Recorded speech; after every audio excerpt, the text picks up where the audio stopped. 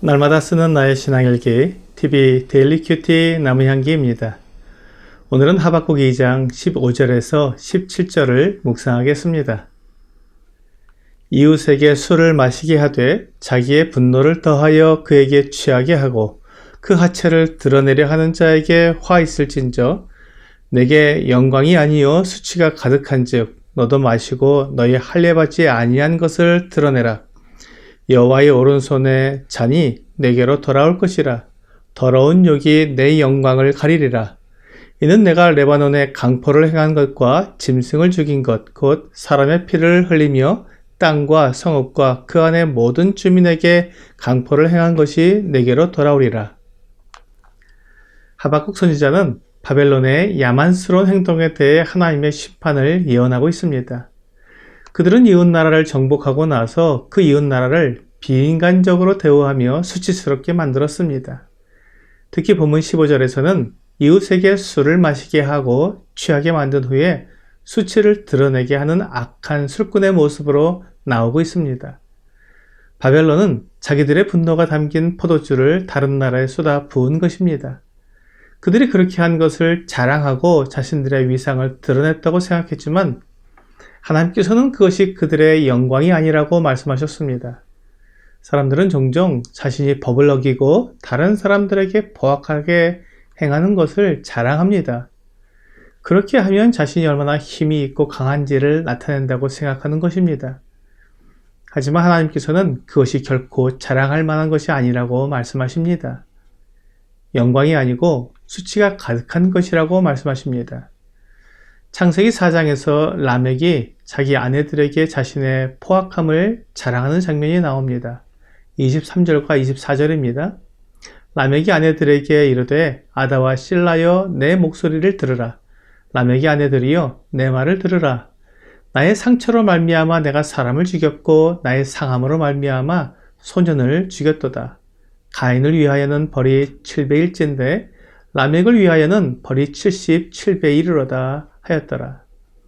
하나님께서 가인을 보호하시기 위해 그를 해치는 자에게 7배의 벌을 하시겠다고 말씀하셨는데 라멕은 스스로 자기를 해치는 자에게 77배로 갚겠다고 말한 것입니다.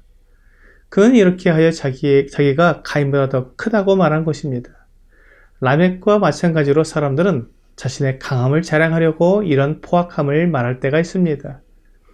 하나님은 그렇게 행동하는 것이 자신에게 화가 있을 것이라고 말씀하십니다. 그것은 그가 그렇게 한 그 행동이 결국 자신에게로 돌아오기 때문입니다.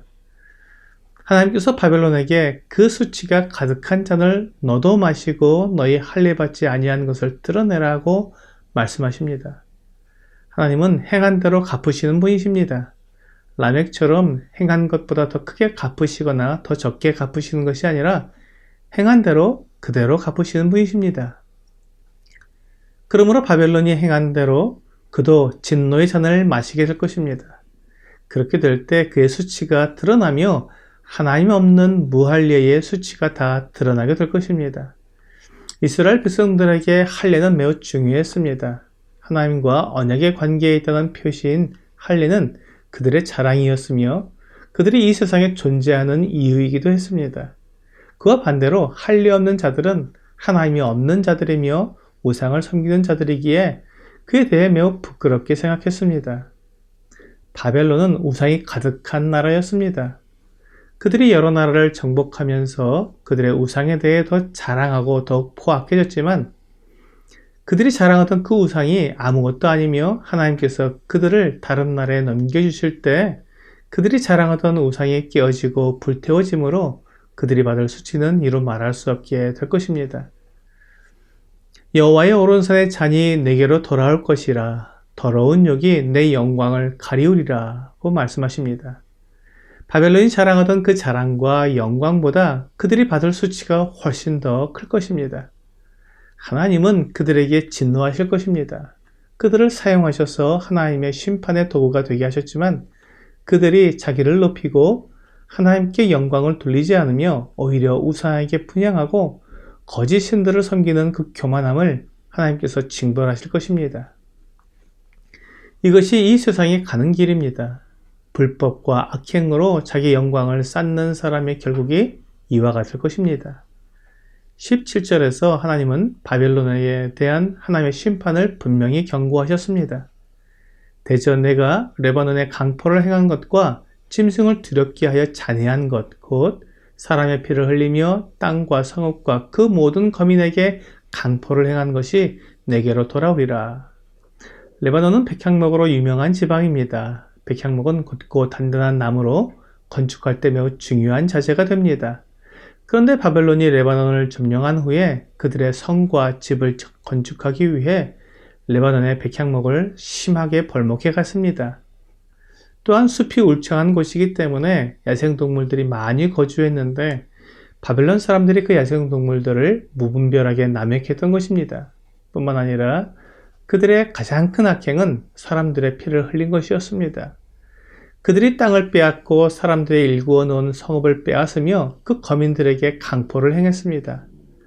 바벨론 사람들은 다른 나라 사람들을 무자비하게 다루었던 것입니다. 물론 전쟁을 하게 되면 서로 싸우고 죽일 수밖에 없지만 무자비한 살육은 그 성격이 다릅니다. 하나님은 사람의 인격을 무시하는 행동에 대해 진노하십니다. 사람은 하나님의 형상대로 창조되었기 때문에 그 존재 자체로 존중을 받아야 합니다. 하나님도 사람을 짐승들과 다른 존재로 창조하시고 또 그렇게 대우하십니다. 하지만 사람들은 이것을 무시하고 사람들을 짐승처럼 취급하여 열등한 짐승에서 고등한 짐승으로 진화되었다고 주장하기도 합니다. 이렇게 사람의 인격을 추락시키는 것은 하나님에 대한 신앙과 관계가 있습니다. 하나님이 없다고 주장하는 사람들은 사람과 짐승의 차이가 없어야 합니다. 만약 하나님이 계시다면 사람은 짐승과 다를 수밖에 없습니다. 결국 사람을 인격적으로 대우하지 않는 사람은 하나님의 존재를 무시하는 것과 같기에 하나님께서 진노하시는 것입니다. 바벨론은 우상을 섬기는 나라였기 때문에 사람들을 무시하고 포악하게 다루었지만 그들이 무시하고 없다고 주장하는 하나님께서 그들의 행한 그대로 보응하실 것입니다. 바벨론은 그들이 다른 나라에게 정복당할 것은 전혀 생각하지 않았습니다.